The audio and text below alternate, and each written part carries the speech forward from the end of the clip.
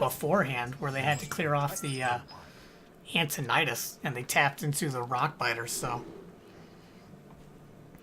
luckily for Ellen Page, they got the life tap and were able to take advantage of it to the fullest extent. So here we are in game 5 now.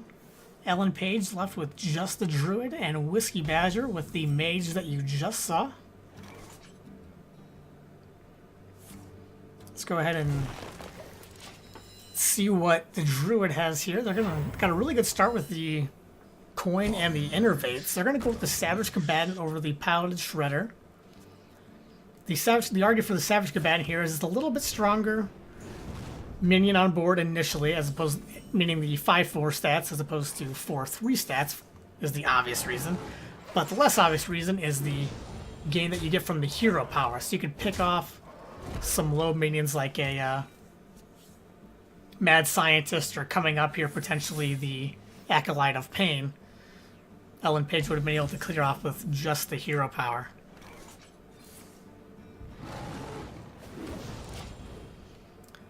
The Savage Combatant really putting in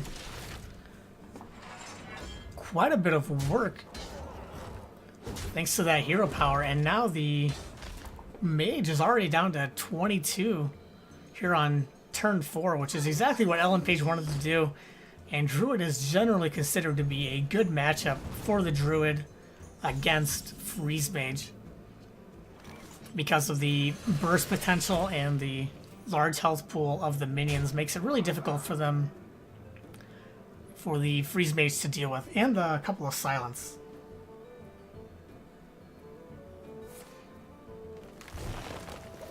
It's not using the other Innervate here. They're going to go with the hero power again to clear off the Loot Hoarder, which will prevent it from trading into the Savage Combatant next turn, which is what Whiskey Badger was trying to set up last time with the ping there. Not a huge surprise for anybody. Both players knew exactly what they were setting up there. Ellen Page here, though, again, is able to clear that off with just the hero power, as I mentioned before, but looks like they're going with the Druid of the Claw as well, and even going to put it in taunt form to prevent the Mad Scientist from trading in. It does give a little bit more value to this Blizzard coming up here, which Ellen Page was probably hoping to not see. But even with the Flame Strike next turn from Whiskey Badger, Ellen Page will be left with the minion that comes out of the Piloted Shredder.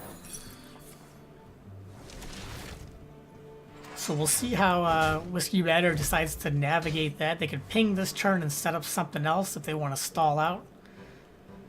Unfortunately, you can't ping an Emperor Thorzen, so he's just going to slam the Emperor Thorzen and forgo any sort of clear or minion kills of any kind. Could have frozen the board. Could have pinged and frozen the board as well with the Frost Nova, but Emperor Thorzen always seems like a good play. Has a pretty good hand for the Emperor with the Alexstrasza, Antonitis, couple of AoE clears / freezes, and an Ice Block. So with that Emperor Thorzen hitting both the Alexstrasza and the Ice Block, it will allow Whiskey Badger to Alexstrasza and Ice Block in the same turn, which can just be a huge swing play if you're set too low on the Freeze Mage. Heal yourself back up to 15 and prevent yourself from dying again. So that can really be a huge swing play. Whiskey Badger has the Antonitis with the Frost Nova, so the more obvious play looked like just pinging that, but they wanted the value that Antonitis provides in producing the Fireball. So they forewent the ping on the Piloted Shredder and in order to set up some plays going forward with the Fireballs provided by the Antonitis here. And now they're going to just throw all this burn at their opponent's face, just ignore the board completely. Having the Ice Block set up will prevent them from dying this turn. However, they do not have enough damage in hand to kill Ellen Page, so if Whiskey Badger is not able to draw into another ice block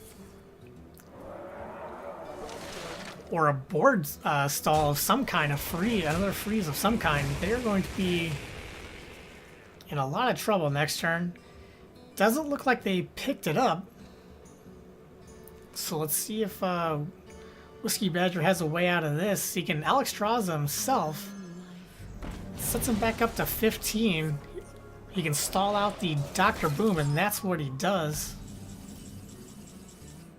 So now Ellen Page, with the Force of Nature swipe, that adds 10 damage to the 6 that's already on board. So that will be enough for lethal. And he even has the board space to do it. That can be an issue when you're playing against freeze mages. If you fill up your board without leaving yourself enough space to do the things that you want to do in later turns, you can find yourself actually filling your board up, preventing you from winning the game. It happens every once in a while, and it's something you should definitely be aware of. So, really strong play from both players. And we will congratulate them. They're both going to be moving on to the next round. So let's see here. Ellen Page, with that victory, is going to be going on to the championship match. They will face the winner of the next match that's going to be coming up here. Whereas Whiskey Badger will be going on to the third place match. So we are going to take a short break here while we set up the second semifinals match. But stick around. We got a lot more Hearthstone action coming your way. I will show you the bracket real quick so that you guys can have some action to look at and understand kind of what's going on here. So stick around.